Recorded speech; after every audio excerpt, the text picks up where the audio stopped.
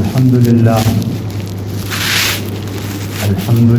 نحمده ونستغفره ونعوذ بالله من شرور أنفسنا ومن سيئات أعمالنا من يهده الله فلا مضل له ومن يضلل فلا هادي له.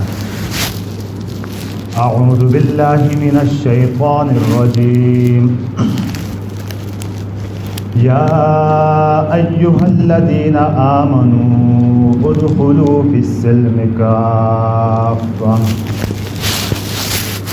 يا أيها الذين آمنوا ادخلوا في السلم كافة ولا تتبعوا خطوات الشيطان إنه لكم عدو مبين. آمنت بالله وصدق الله مولانا العظيم. میرے محترم بھائیوں، بزرگوں اور دوستوں،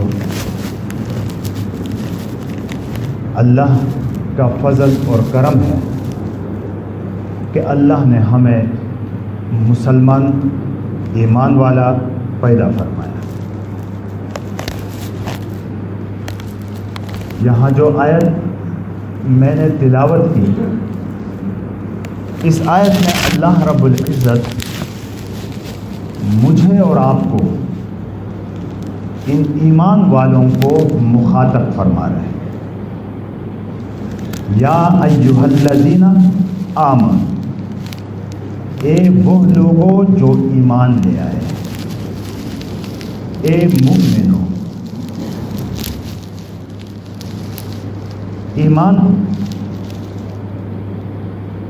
لے آئے، یا ایھا الذین آمنوا، جو خطاب ہے مومنین کو قرآن پاک میں جگہ جگہ یا ایھا الذین آمنوا سے مخاطب کیا ہے. یہاں عبداللہ ابن مسعود رضی اللہ تعالیٰ عنہ کا ایک قول میں نقل کروں گا.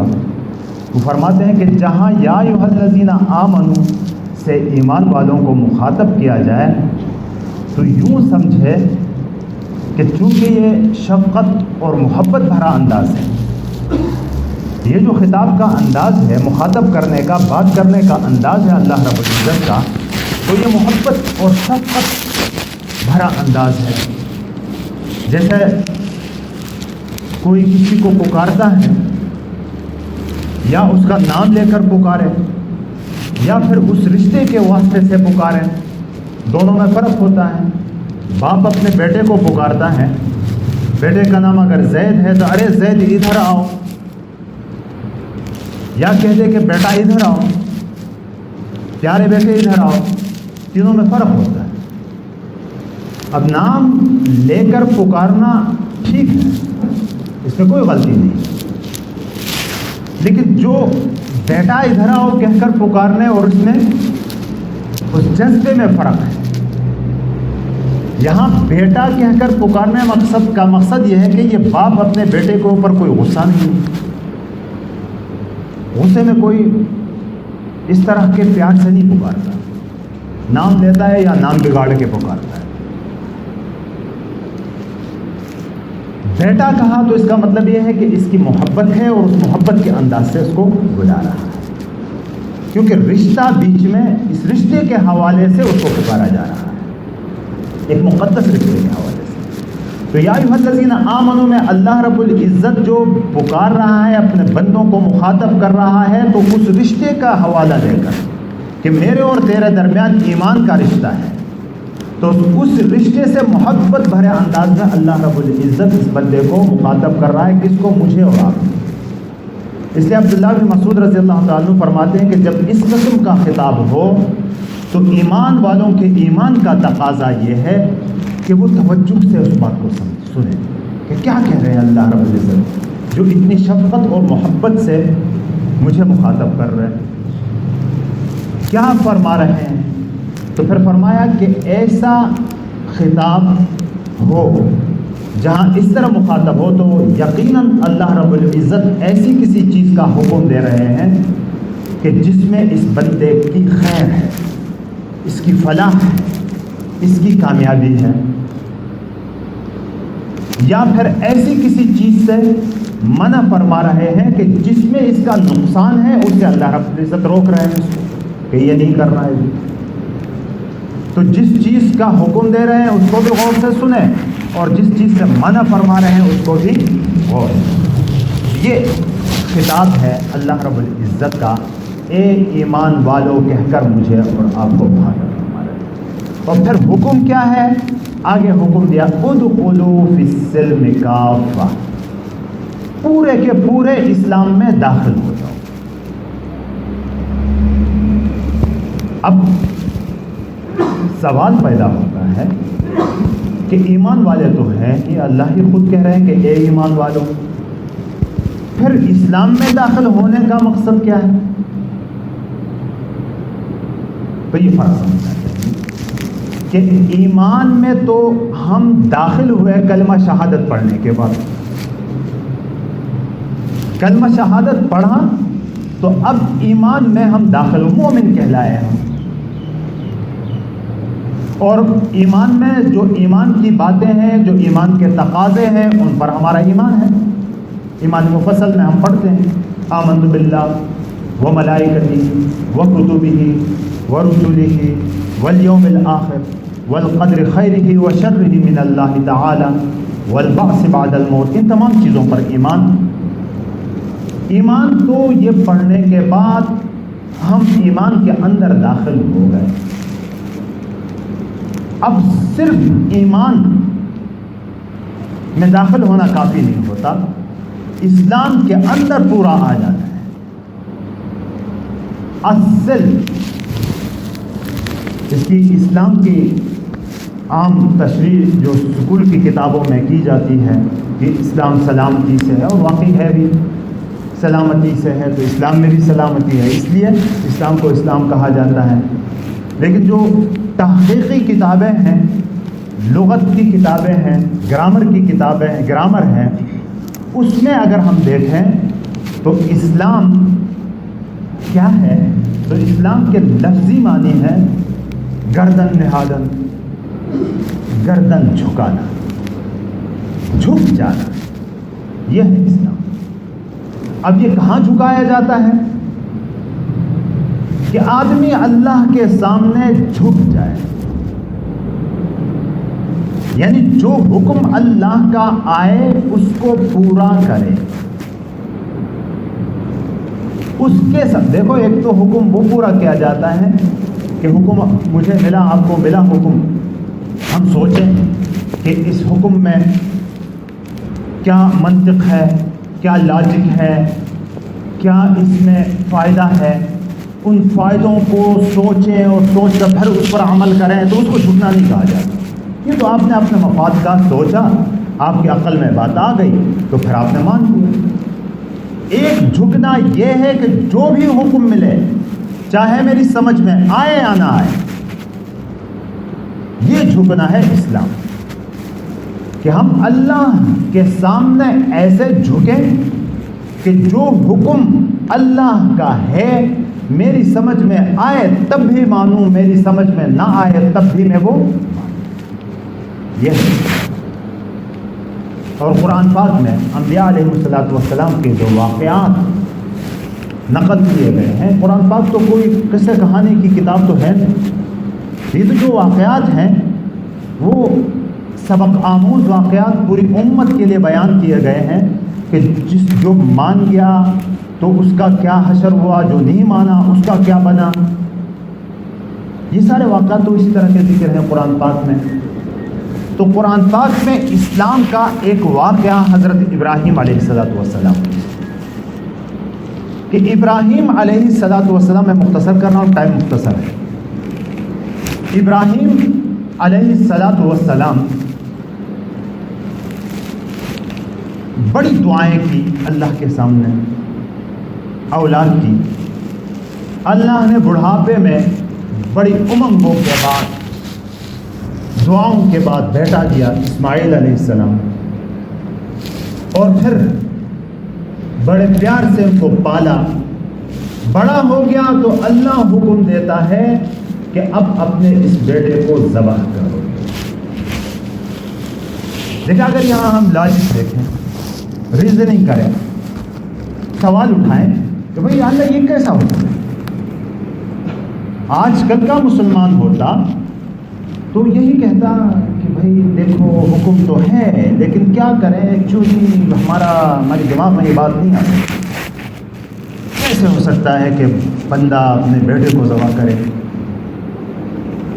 تو ہزاروں قسم کی تعویلات کر کے آدمی پیچھے نکلتا ہے، رک جاتا ہے اس کا. لیکن ابراہیم علیہ السلام نے پوچھا بھی نہیں کہ اللہ حکم کیوں دے رہے ہیں، کروں گا لیکن آپ بتائیں تو صحیح کہ حکم کیوں دیا، یہ بھی نہیں پوچھا. اور پھر جا کے بیٹے سے کہا کہ انی ارا فی المنام انی اذبحک، کہ مجھ سے وحی ہوئی ہے اللہ کی طرف سے کہ میں تمہیں ذبح کر رہا ہوں. تو بیٹے نے بھی نہیں پوچھا کہ ابا جان میں تیرا بیٹا ہوں، تیرا لال ہوں، تیرا جگر ہوں. بیٹے کو بھی کوئی ذبح کرتا ہے، اس نے بھی ریزننگ نہیں. اس نے بھی کہا کہ یا ابت افعل ما تؤمر ستجدنی انشاءاللہ من الصابرین، کہ ابا جان جو حکم ملا ہے وہ پورا کرنا ہے. جہاں تک میری بات ہے آپ مجھے دیکھیں گے کہ میں صبر کرنے والا. پھر فرمایا فلما اسلم وتلہ للجبین. یہاں لفظ استعمال ہوا ہے، میں اصل اس لفظ کی طرف آ رہا ہوں کہ اوندھے منہ لٹایا الٹا کر کے. مفسرین لکھتے ہیں یہ اس لیے وہ الٹا کر کے لٹایا کہ تاکہ باپ کی جو شفقت ہے کہیں چھری چلانے میں وہاں رکاوٹ نہ آ جائے، آنکھوں پر آنکھیں نہ پڑے. اور فلما اسلم یہ لفظ استعمال کیا ہے قرآن پاک کہ جب دونوں نے سر جھکا لیا اللہ کے حکم کے ساتھ. یہاں بھی اسلام کا ذکر آیا کہ جب دونوں مسلمان ہوئے، مسلمان والے تو تھے، یعنی اللہ کے حکم کے سامنے چوں چرا نہیں کی. کیوں، کیسے، یہ سوال نہیں اٹھائے. جو حکم ملا اس کے سامنے سر جھکایا انہوں نے. تو پھر اللہ کا حکم آیا کہ ابراہیم جو حکم ملا تھا وہ تم دونوں نے پورا. پھر وہ قربانی مانگتا ہے، اللہ پر دیتا نہیں. جب قربانی کے لیے دل و جان سے کوئی آگے آ جائے نا تو پھر اللہ اس کو ضائع ہی. یہی ابراہیم، یہی اسماعیل کہ ہمارے دین کو دین ابراہیمی کہا جاتا ہے، دین محمدی کو دین ابراہیمی کہا جاتا ہے. اور اسی سلب سے، اسی پشت سے، اسی نسل سے، ابراہیم اور اسماعیل کی نسل سے حضرت محمد مصطفیٰ صلی اللہ علیہ وسلم اس جہاں میں تشریف لائے، جو کہ امام الانبیاء، دونوں جہانوں کے سردار ہیں. تو اب اسلام کیا ہے؟ اسلام کہتے کسے؟ اسلام کے لفظی معنی اور اس کا تقاضا میں نے بتا دیا کہ لفظی معنی تو جھکنے کے آگے، تقاضا اس کا یہ ہے کہ اللہ کے حکموں کے سامنے آدمی ایسے جھکے کہ وجہ پوچھے ہی نہ، عقل مانے تب بھی پورا کرے، عقل نہ مانے تب بھی پورا کرے. یہ ہے اللہ کے سامنے جھکے. بھائی میری عقل کیا ہوتی ہے اس خالق کے حکم کے سامنے کہ جس نے میری عقل بھی اسی نے بنائی، میرا دل دماغ اس نے فٹ کیا ہے، اس کے سامنے، حکم کے سامنے ریزننگ کرنا. یقیناً اس میں مصلحت ہے، یقیناً اس میں منطق ہے، فلسفہ ہے، لیکن وہ منطق، فلسفہ اور وہ وجہ جاننا میرے اور آپ کے بس کی بات نہیں. ہر حکم کی منطق ہم اور آپ نہیں سمجھ سکتے، وہ اللہ ہی سمجھتا ہے.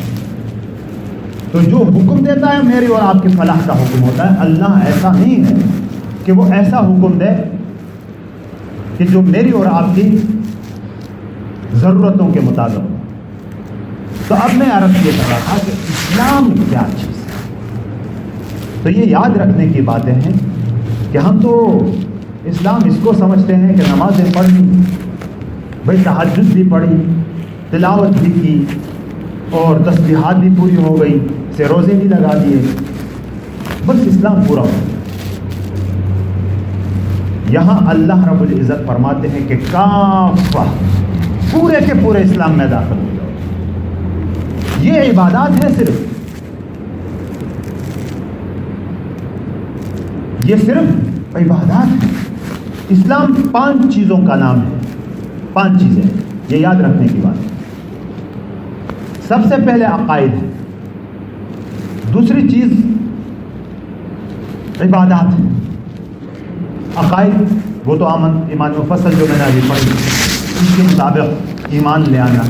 عبادات نماز، روزہ، حج، زکوٰۃ، تسبیحات اور تلاوت وغیرہ، یہ ساری چیزیں آ جاتی ہیں اس میں۔ اور تیسری چیز معاملات، کہ بھائی میرا یہ ایمان صرف مصلی تک محدود ہے یا بازار میں بھی ہے؟ میرا یہ ایمان اسلام صرف مسجد تک محدود ہے یا میری دکان میں بھی ہے، میرے دفتر میں بھی ہے؟ دفتر میں بھی میرا اسلام ہے کہ نہیں ہے؟ میرے گھر میں بھی میرا اسلام ہے کہ نہیں ہے میرے ساتھ؟ افتؤمنون ببعض الکتاب وتکفرون ببعض، کیا آدھے اسلام کو مانو گے، آدھے کو نہیں مانو گے؟ کہ عبادات کے حد تک تو پورا ہو گیا، معاملات ایسے ہیں کہ اللہ کی پناہ، اور معاشرت، رہن سہن کا طریقہ کہ بھائی ہم اکیلے نہیں رہتے ہیں، ہمارے ساتھ لوگ بھی ہیں، ماں باپ بھی ہیں، پڑوسی بھی ہیں، دوست احباب بھی ہیں، لوگوں کے ساتھ ہم رہتے ہیں، تو وہاں رہنے کا کیا طریقہ ہے؟ تو معاشرت بھی ہے، عقائد، عبادات، معاملات، معاشرت، اخلاق۔ اخلاق ہم صرف یہی سمجھتے ہیں کہ ہنستے ہوئے بولے تو بس یہ اخلاق پورا ہو۔ بھائی میرا باطن ظاہر کی طرح ہے کہ نہیں ہے؟ میرا اندر اور باہر دونوں مخالف تو نہیں ہے؟ میں اندر سے کیسا ہوں، باہر سے کیسا ہوں؟ یہ اخلاق کا عنوان ہے۔ تو میرے محترم بھائیوں، بزرگوں، دوستوں، اللہ رب العزت نے حکم دیا کہ اسلام میں پورے کے پورے داخل ہو جاؤ، کچھ کو اختیار کیا، کچھ کو چھوڑ دیا، یہ اسلام میں پورا داخل ہونا نہیں ہے۔ اب انشاءاللہ تعالیٰ اگلے جمعوں سے اسی موضوع کو آگے لے جائیں گے کہ معاملات کیا ہیں، معاشرت کیا ہے، اور اخلاق کیا ہیں، عقائد کیا ہیں، عبادات کیا ہیں۔ تو یہ موٹی موٹی چیزیں تھیں، آج بتائی گئی، تو آئندہ سے انشاءاللہ تعالیٰ اسی پر ہم بات کریں گے۔ اور یہ بھی گزارش کریں آخر میں کہ ٹائم پورا ہو گیا ہے، کہ جمعے کے دن جب جمعے کی اذان ہوتی ہے تو یہ حکم ہے قرآن کا، یہ میں مولوی یہاں بیٹھ کر حکم نہیں دے رہا، یہ قرآن کا حکم ہے کہ اذا نودی للصلاۃ من یوم الجمعہ فاسعوا الی ذکر اللہ، جب جمعے کی اذان کہی جائے تو دوڑو اللہ کی نماز کی، اللہ کی طرف دوڑو نماز کی۔ تو اس وقت پھر سارے معاملات جو جائز تھے وہ سارے حرام ہو جاتے۔ یہ شاید عام طور پر بیان نہیں کیا جاتا یا بتایا نہیں جاتا، تو لوگ خطبے کے قریب مسجدوں کی طرف دوڑنے لگتے ہیں۔ ہونا یہ چاہیے کہ ہم اذان بھی یہاں ہونے پہ ہوتی ہے تو آدھے گھنٹے کا وقت ہوتا ہے، تو اذان کے وقت یہاں ہم پہنچنے کی کوشش کریں۔ انشاءاللہ تعالیٰ اگلے جمعوں سے اس موضوع کو ہم اگلے جمعوں میں یہ ضروری باتیں ہیں یہ ہم کریں گے انشاءاللہ تعالیٰ۔ اللہ ہمیں توفیق دے۔ وآخر دعوانا الحمدللہ رب العالمین۔ جس نے